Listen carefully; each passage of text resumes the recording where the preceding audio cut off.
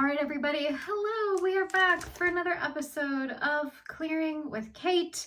This is when we take our dowsing pendulum and we explore these dowsing charts. This is called spiritual response technique. I've been trained in this modality since 2019. I was first exposed to this modality in 2018 by my wonderful teacher named Jan Harris. You can find her at www.janharris.net. She's incredible. But this is what do I want to call this? I want to find the right word. I want to find the language for this modality that we do. This is a tool that allows us to deep dive into the subconscious, the unconscious, and even into our spirit to find out what might be going on underneath the surface, behind the scenes, that is influencing us in a negative way. You can explore these charts and try to find something that's benefiting you in a positive way, but that's not necessarily something you want to clear out of the way. That's something you want to hold on to. What we're looking for today is what is something negative that I want to clear out of the way. I want to find it, I want to look at it, I want to explore it, and then I want to let it go. And we can let it go through different means and methods. We can let it go just with our intention, just by bringing it into our awareness. It's almost like when you get a diagnosis, and then once you have the diagnosis, then you know what the treatment needs to be. But until you have the diagnosis, you can try a million treatments in the world, but if they aren't designed for that particular problem, then you're probably not going to experience, the benefits, and you're going to experience the healing. So we're here to sort of diagnose what might be going on underneath the surface for a lot of us. And then look at it, explore it, and see if we can heal it, see if we can let it go, see if we can create space for something better to come in its place. So I have not prepped anything. I don't know what we're working on today. This is totally just being guided by my intuition. And we're going to say, what is something the collective would benefit from releasing today? What is something the collective would benefit from having brought into its awareness? So is this self-punishment or violence? This is self-punishment. So we're in the energy of self-punishment. So we're going to release self-punishment today. We're going to look at the root cause of this self-punishment, anything that is blocking us from letting go of self-punishment. Again, maybe like the root story of that self-punishment. Where did it come from? Where did it start? When did it first get planted into our physical body, our mental body, our emotional body? And then we're going to look at drawing in something new in its place, because we want to not just have that space where the self-punishment was living kind of stay empty. We want to take control over that space and put something new there. Well, that's interesting. Of course, self-esteem. So we're going to look at releasing self-punishment, and we're going to look at calling in more self-esteem for ourselves to put in the place of that self-punishment. And how beautiful, just right out of the gate. Like, how lovely, right?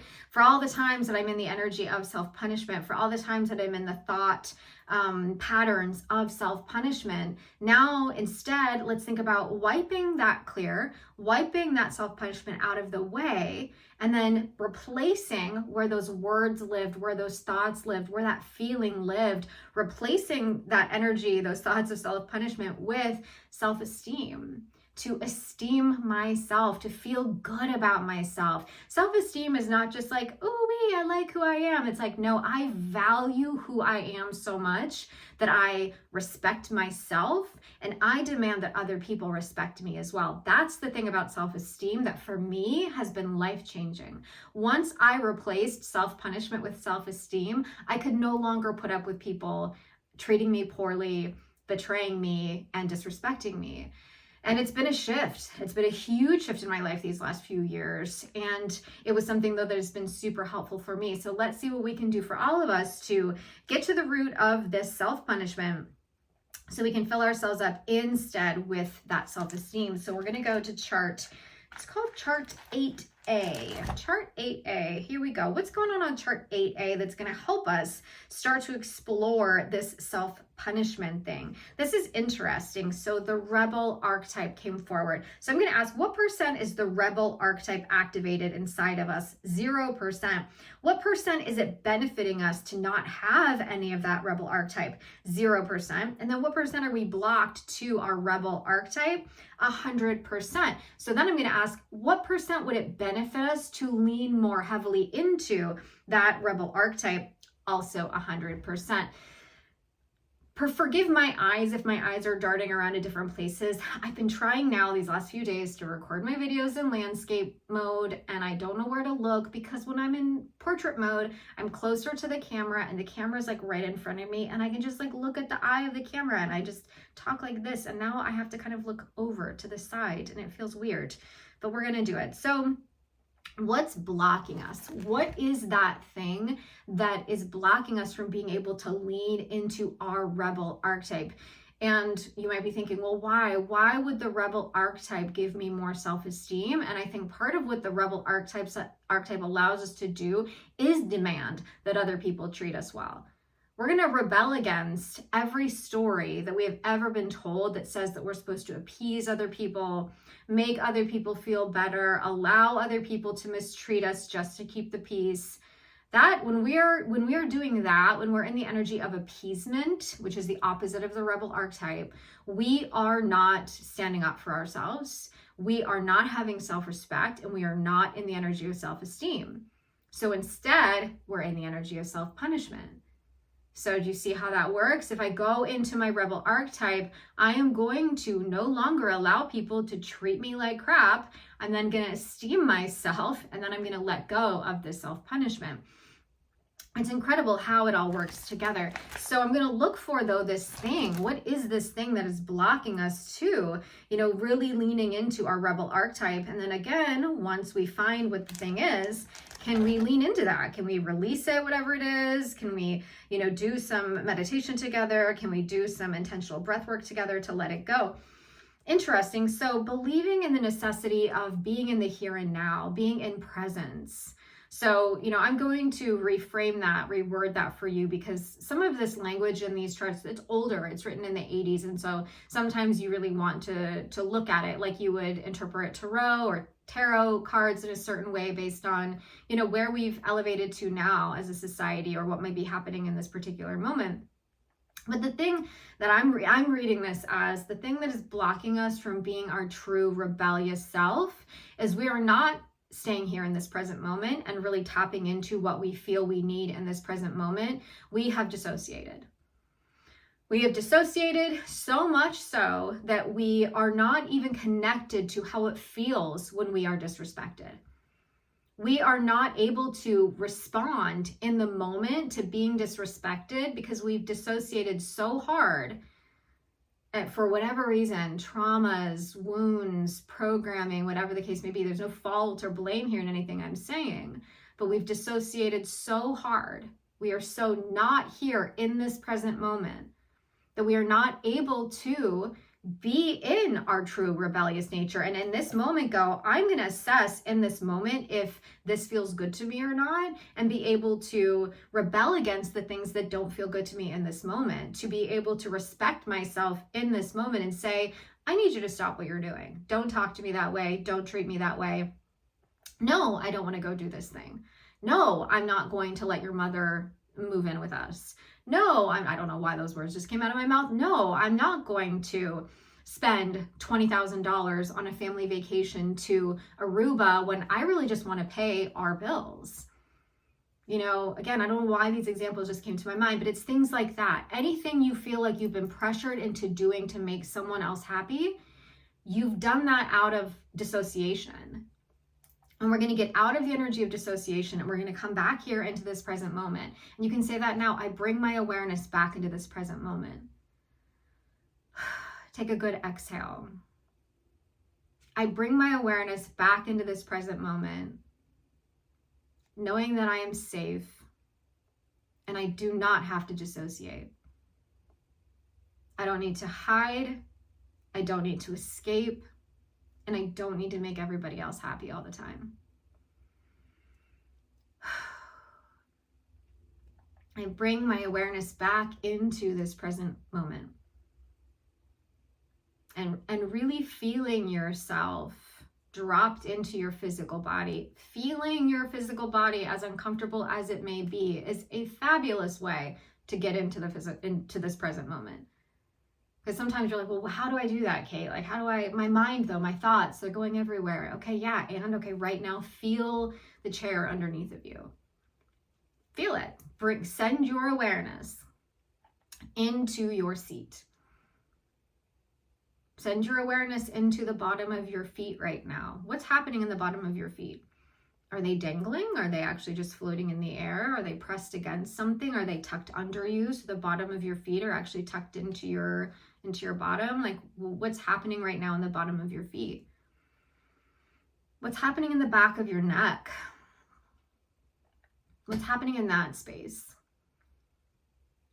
That's the best way to stay in this present moment and to start to inspire inside of yourself the knowledge and the truth that you deserve to rebel against those that are treating you poorly. You deserve to have a mind of your own. Say that with me. I deserve to have a mind of my own. I deserve to have a mind of my own. I deserve to act in my own authority. I deserve to act in my own authority. I can be respectful. I can be kind. I can be good. I can be polite. I can be considerate. But I will be acting in my own authority, right? Like, you can be polite and still be acting in your own authority. That happened to me earlier today. Somebody wanted to give me something that I didn't want, I didn't need.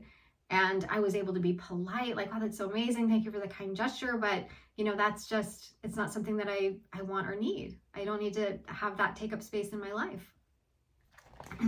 You can tell someone no. You can have an ex loop back around and text you again.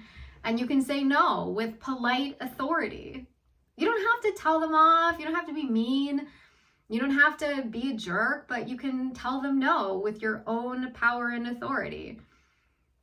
And sometimes it feels really good when you can tell somebody no in your own power and authority while still being polite, and recognize inside of yourself that you don't have to be either or. You don't have to be a rebel and an asshole.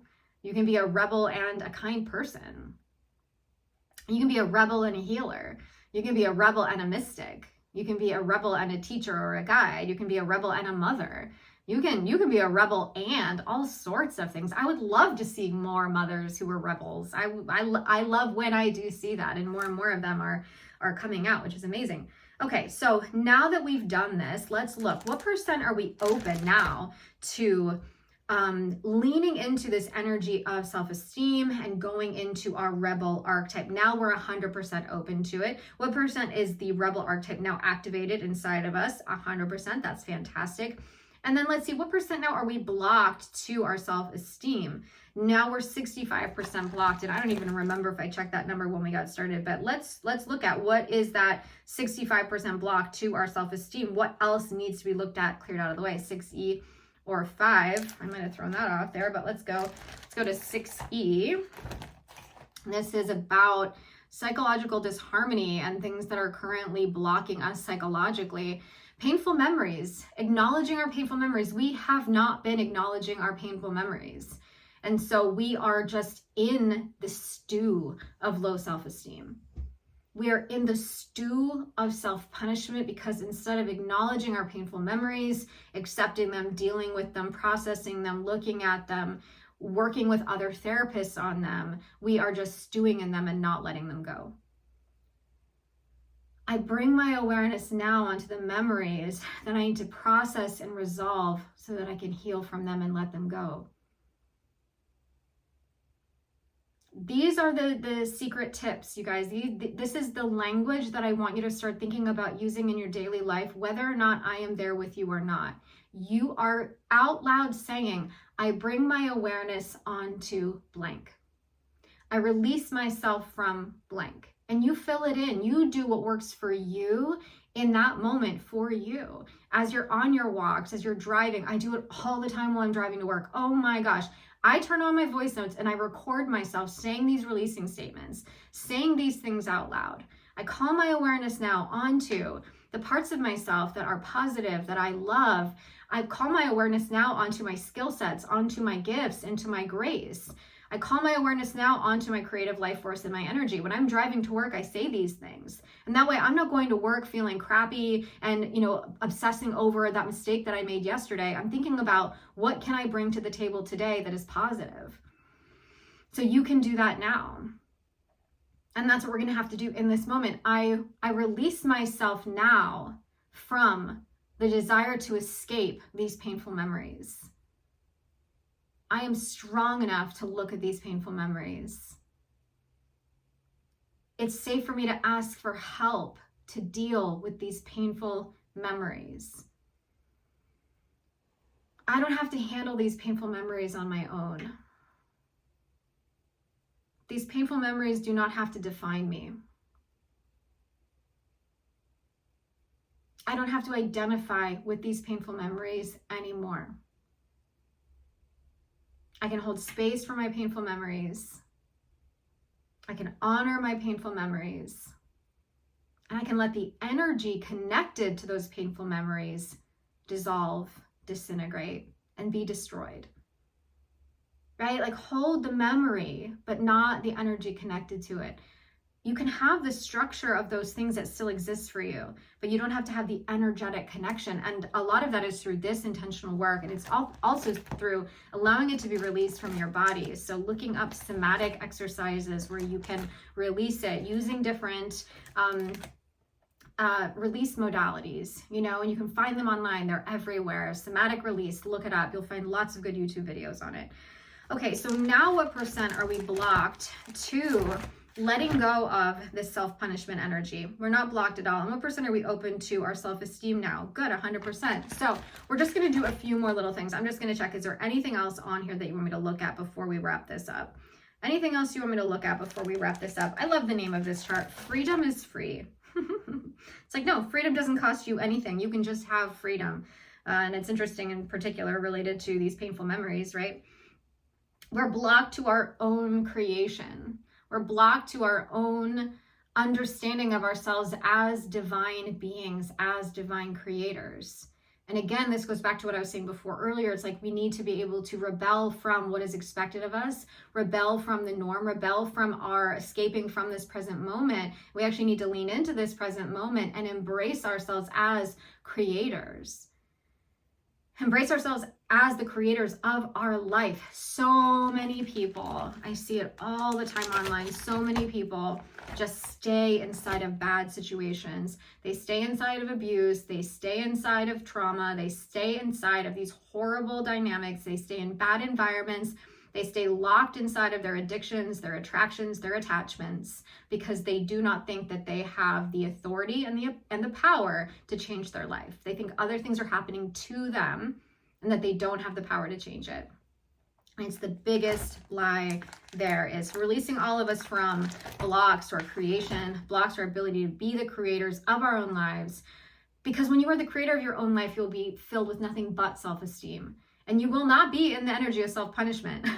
Like, you just won't. You just won't. You're not going to want to create a life for yourself that is punishing. You want to create a life for yourself that is beautiful and lovely and one that helps you esteem yourself. And that doesn't mean bad things are going to happen to you, because life is chaos, life is duality. And the part of it that you get to control, the part of it that you get to create, you're going to feel really good about. So releasing us all into that energy of our own creator archetype. Now, what is our replacement energy for this clearing? We know we're calling in self-esteem, but we're also calling in harmony. We're also calling in friendliness. So harmony and friendliness are our replacement energies today. Dropping ourselves back right here in this present moment, as we talked about earlier. I'm going to stop spinning my pendulum, such a habit. Softening into the right here and the right now, and thinking about what can I do with my life right now that will make me feel more self-esteem and get me out of the energy of self-punishment. What is one thing I can stop doing right now today that will get me out of the energy of self-punishment? What is something that I am doing to myself, even by just allowing someone else to do this thing to me, that is punishing? And what is one thing I can do today that would raise my self-esteem, that would make me feel good about who I am, proud of who I am, showing myself the deepest self-respect? Those are your self-reflective questions for today. All right, everybody, thanks for being here. Thanks for watching, and we will see you next time on another episode of Clearing with Kate.